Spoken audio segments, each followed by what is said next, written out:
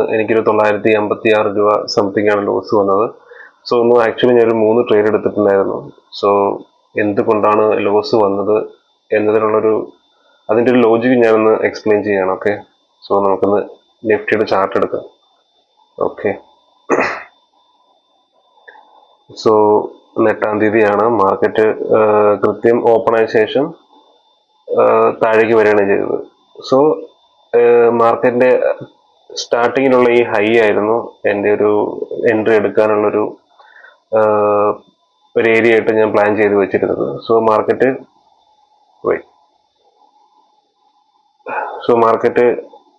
താഴേക്ക് വന്ന് അഗെയിൻ ഈ ഒരു ഞാൻ വരച്ചിരിക്കുന്ന ഈ ഗ്രീൻ ലൈൻ കണ്ടോ, ഈ ഒരു ഗ്രീൻ ലൈനിൽ ടച്ച് ചെയ്യുകയാണെങ്കിൽ എനിക്ക് അവിടെ നിന്ന് ഒരു പുട്ട് ബൈ ചെയ്യാൻ പ്ലാൻ ഉണ്ടായിരുന്നു. സോ എൻ്റെ പ്ലാൻ അനുസരിച്ച് മാർക്കറ്റ് നേരെ മേലേക്ക് വന്നു. സോ ഈ ഏരിയ ടച്ച്